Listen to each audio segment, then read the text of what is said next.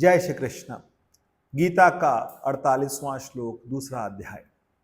भगवान श्री कृष्ण कह रहे हैं अर्जुन से, योगस्थ कुरु कर्माणि संगत्वक्त्या धनंजया सिद्धया सिद्धयो समो भूत्वा समत्व योग उच्यते। समत्व योग क्या है? समत्व का मतलब होता है सम।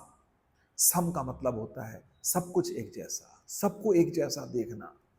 भगवान कह रहे हैं योगस्थ, योग में स्थित हो जा और योग में स्थित होकर के कर्म कर। योग का मतलब क्या है? आजकल की भाषा में अगर हम किसी युवक या युवती से बात करते हैं, योग का मतलब वो योगा कहेंगे, तो योगा नहीं है। ये क्या है? योग। योग का मतलब तो जुड़ जाना। किससे जुड़ना?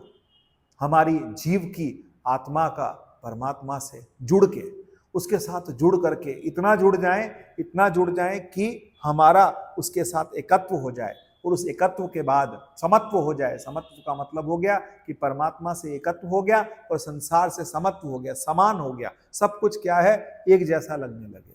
जैसे भगवान कहते हैं, तुल्य निंदा स्तुतिर्मौनी संतुष्टो ये न केनचित्।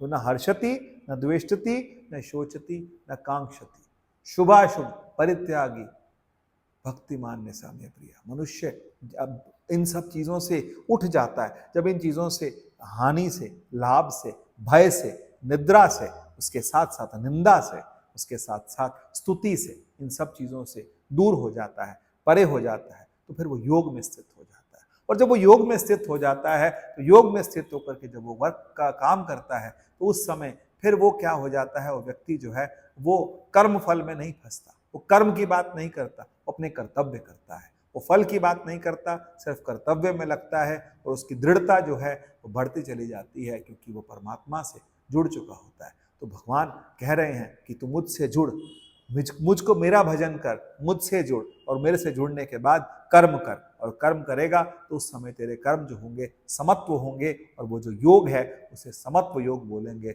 समत्व का मतलब हो गया कि सब जगह सम हो, समभाव हो, उस संसार के साथ भी समभाव हो, और उस तरह से मनुष्य जब कर्म करता है तो वो मुझको ही प्राप्त होता है, क्योंकि उसने अपने सारे कर्म मुझको ही अर्पण करके करता है। जय श्री कृष्ण।